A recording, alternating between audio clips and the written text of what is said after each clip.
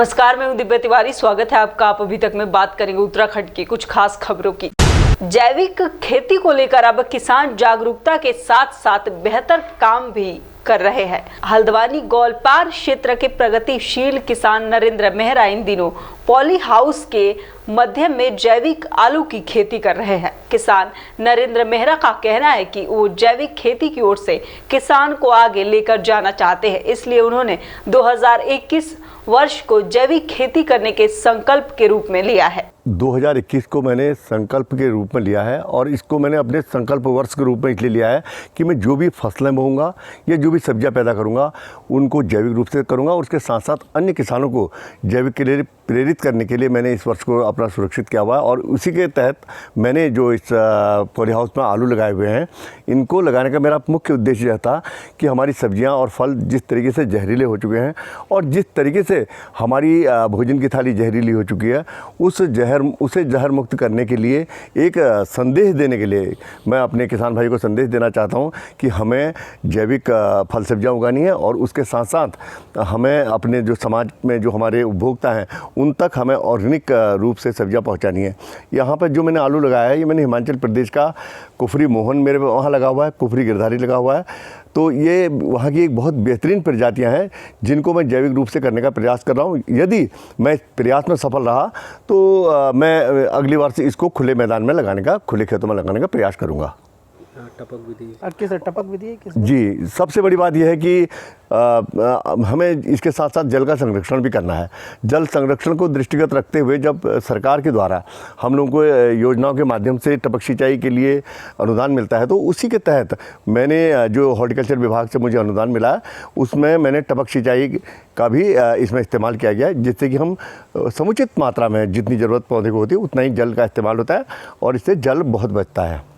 पूर्व मुख्यमंत्री एनडी तिवारी के सहारे उत्तराखंड आगामी 2022 विधानसभा चुनाव की नैया पार लगाने में जुटी आम आदमी पार्टी, जिसका लाल कुआं विधानसभा से आगाज करते हुए 26 फरवरी को भव्य आयोजन की तैयारियां की जा रही है।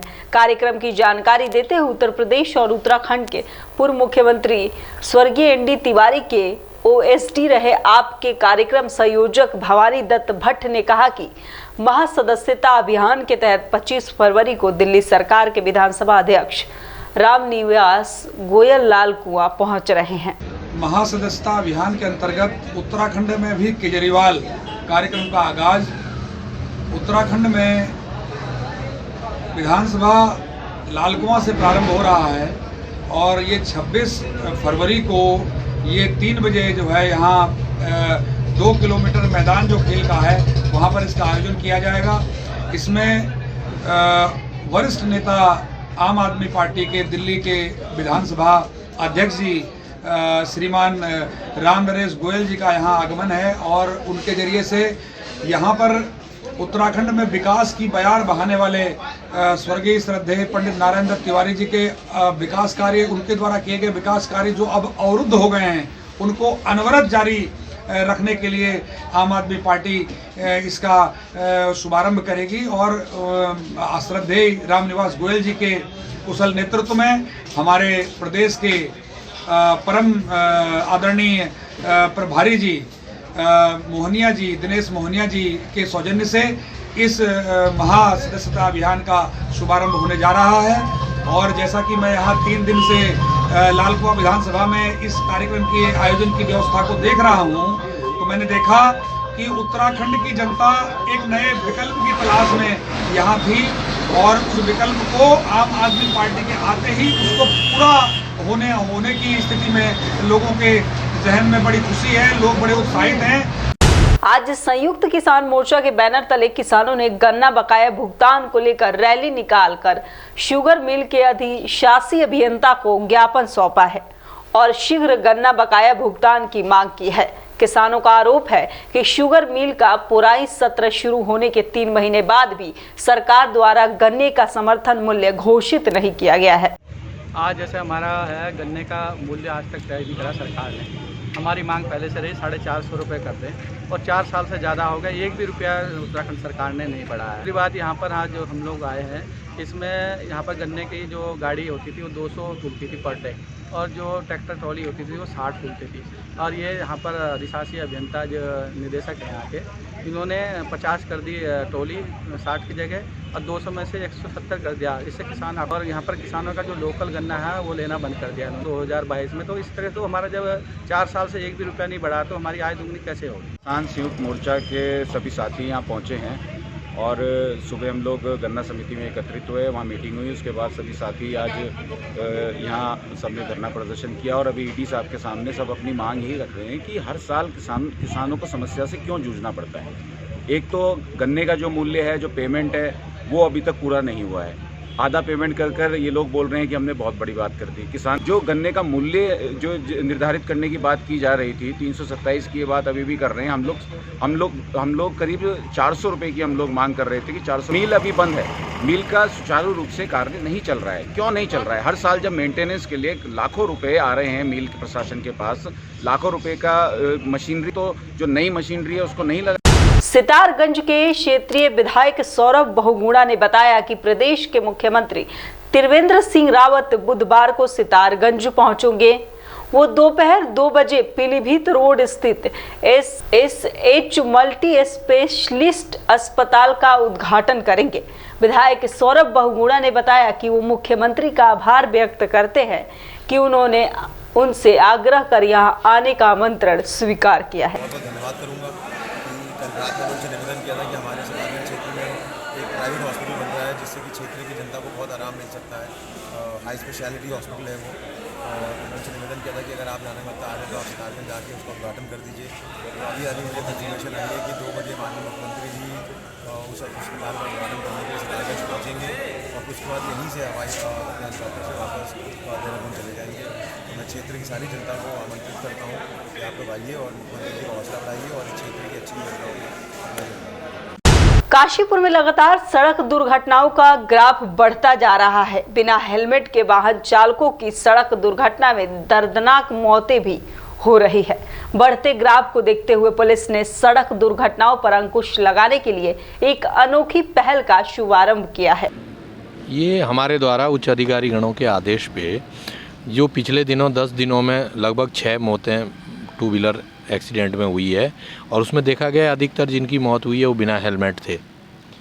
तो इसको देखते हुए लोग क्या कर रहे हैं कि पुलिस को देख के, जैसे ही चेकिंग का टाइम होता है पुलिस चेकिंग करती है तो दूर से देख लेते हैं कि पुलिस चेकिंग कर रही है, जानबूझ के हेलमेट, कोई टूटा सा हेलमेट मिले, पुराना हेलमेट हो वो लगा लेंगे पुलिस से बचने के लिए। तो हम एक ऐसा अभियान चल रहा है चेकिंग में कि जो चेकिंग करते हैं उसके दौरान जो लोग जिन पे पुराने हेलमेट है, टूटा हुआ हेलमेट है, जो उसकी सुरक्षा के लिए ठीक नहीं है, उसको जो है ये समझाते हैं कि भाई आप नया हेलमेट ख़रीदें और आपको हम उसके बाद चालान नहीं करते हैं। ये समझा के उससे हेलमेट ला के वो गाड़ी ले जा लेता है। तो अभी हम ये चला रहे हैं कि सभी लोग हेलमेट लें और ख़रीदें, उससे उनकी अपनी सुरक्षा है ताकि जान माल का नुकसान ना हो। हाँ, ये चलता रहेगा, ये चेकिंग में चलता रहेगा। चेकिंग में जो हेलमेट को लेके है तो इसको जागरूक किया जाएगा लोगों की, लोग खुद ही हेलमेट पहने और पुलिस को देख के नहीं, पुलिस के लिए नहीं है कि पुलिस को देख के हेलमेट पहन रहे हैं, अपनी सुरक्षा के लिए हेलमेट पहने। बातपुर से ब्याकर कह रहे थे हेलमेट टूट गया रास्ते में, तो उन्होंने कहा था स्टाफ वालों ने नया हेलमेट लेकर आओ, तो ये नया लेकर आया। पुलिस वाले रोका, मंगाया हेलमेट, नया मंगाया, वो बहुत अच्छा काम कर रहे हैं, वो लोग बहुत बढ़िया काम कर रहे हैं। डोईवाला के लच्छीवाला में बना टोल टैक्स शुरू होने के दिन से ही विवादों में थे।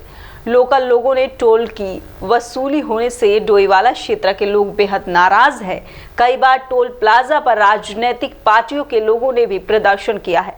लगातार टोल फ्री करने की मांग को देखते हुए डोईवाला के भाजपा नेता विनय कंडवाल, जिला उपाध्यक्ष विक्रम सिंह नेगी के नेतृत्व में सीएम हाउस में सीएम के ओएसडी धीरेन्द्र पवार से प्रतिनिधि मंडल ने टोल टैक्स फ्री करने की बात कही है, जिस पर सीएम के दिशा निर्देश पर सीएम के ओएसडी धीरेन्द्र पवार ने लच्छीवाला टोल प्लाजा के अधिकारियों से बातचीत की और डोईवाला क्षेत्र के लोगों को टोल मुक्त करने के निर्देश भी दिए हैं। हमारे सबसे पहले तो आप मीडिया के साथियों को बहुत बहुत धन्यवाद, हार्दिक आभार व्यक्त करता हूँ कि आप लोगों ने भी बहुत सहयोग किया।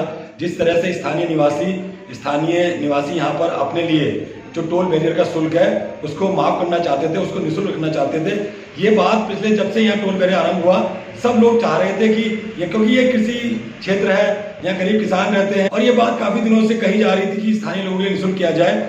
इसके लिए हमारे जनप्रतिनिधि जब हमसे मिले तो हमने जो यहाँ संचालक है उनसे वार्ता की और इसकी मध्यस्थता करते हुए हमारे आदरणीय मुख्यमंत्री जी के विशेष कार्य अधिकारी दिनेन्द्र सिंह पंवार जी ने हम दोनों को वहां बुलवाया, जनप्रतिनिधियों को और टोल प्लाजा के संचालक को, और मध्यस्थता करते हुए क्षेत्रवासियों के लिए ये एक बहुत सकारात्मक प्रयास रहा। और जितने भी यहाँ पर हमारे डोईवाला क्षेत्र के निवासी हैं, हमारी जो टोल संचालक है उनसे जो वार्ता हुई है उसमें यह निश्चित किया गया है कि समस्त स्थानीय निवासी जो डोईवाला क्षेत्र के हैं वो फास्टैग अपनी गाड़ी पर लगवाएंगे और अपना गाड़ी का नंबर वहां पर नोट करा देंगे। जब वो टोल से गुजरेंगे तो उनका जो फास्टैग लगा होगा उससे कोई पैसा नहीं कटेगा, वो निःशुल्क वहां से गुजर सकेंगे। डोईवाला की चीनी मिल में चल रहे किसानों का आंदोलन राज्य मंत्री करण सिंह बोरा की मध्यस्थता के बाद मांगों पर सहमति बनने के बाद समाप्त हो गया है। संयुक्त किसान मोर्चा के तमाम किसान अध्यक्ष दलजीत सिंह के नेतृत्व में 3 सूत्री मांगों को लेकर डोईवाला चीनी मिल के गेट पर धरने पर थे। किसानों का आरोप है कि डोईवाला शुगर मिल प्रशासन पर था कि मिल प्रशासन किसानों की अनदेखी कर किसानों के गन्ने की सप्लाई को प्रभावित कर रहा है। जिस तरह से वार्ता हुई है, देखिए जिस तरह से माननीय हमारे राज्य मंत्री जी आए हैं यहाँ पे, उनके द्वारा हमारी काफ़ी जो है किसानों की बात को रखा भी गया और मनवाई भी गई बहुत हद तक। हम उनकी जो है इनकी जो कार्यशैली है इससे बहुत ज़्यादा प्रभावित भी और खुश भी है कि किसानों के लिए एकदम से खड़े हो जाते हैं। और दूसरी बात एक और है कि यदि रेट की बात पर अगर सरकार हमारी बात को नहीं सुनती है तो मैं दोबारा से ये बालियान जी की बात को रिपीट करता हूँ कि किसान जो है आंदोलन के लिए बाध्य रहेगा और इन चीज़ों पे सरकार को सोचना भी चाहिए। देखिए हर तरफ से डीजल पेट्रोल हर चीज़ के रेट बढ़ गए। अल्टीमेटली जो खेती है वो डिपेंड हो चुकी है डीजल पे और मशीनरी पे। इस वजह से मैं सरकार से ये निवेदन करूँगा कि सरकार जो है गन्ने के रेट के बारे में विचार करें, उसको बढ़ाएं। आज जो इन्होंने कंडीशन लगाई थी किसानों पर कि भाई 180 हो गया तुलेगी, उस कंडीशन को लेकर आज किसानों ने यहाँ पर आंदोलन रखा है। हम चाहते हैं किसानों पर कोई भी कंडीशन ना लगे और जो हमारे बीच आज मंत्री जी आए हैं उनके और किसान जो बैठे हैं उनसे समाधान हुआ है। और हम चाहते हैं आज मंत्री जी हमारे बीच में, हम चाहते हैं कि सर गन्ने का रेट 450 रुपये डिक्लेयर करवाए, किसान इनसे उम्मीद कर रहा है। ये हमारा डोईवाला क्षेत्र किसान बाहुल्य क्षेत्र है। किसान सभी हमारे भाई हैं, मैं स्वयं भी किसान हूँ और किसान के दुख दर्द को हम सब लोग समझते हैं। हमारे यहाँ पे जितने भी हमारे किसान भाई पहुँचे हैं, उनके प्रतिनिधि पहुँचे हैं, सब लोगों को किसानों की चिंता है और इस मैटर को हमने गंभीरता से लिया और मैं इसलिए अपने किसान भाइयों के बीच आया हूँ। मैंने शुगर मिल प्रशासन से वार्ता की और हमारे किसान प्रतिनिधि भी उस वार्ता में शामिल हुए और सबकी सहमति से इसका समाधान निकाल लिया गया है। अब सुचारू रूप से फैक्ट्री प्रारंभ कर दी जाएगी। उत्तराखंड की कुछ खास खबरों में फिलहाल इतना ही। फिर मुलाकात होगी कुछ नई ताज़ी खबरों के साथ। तब तक के लिए नमस्कार।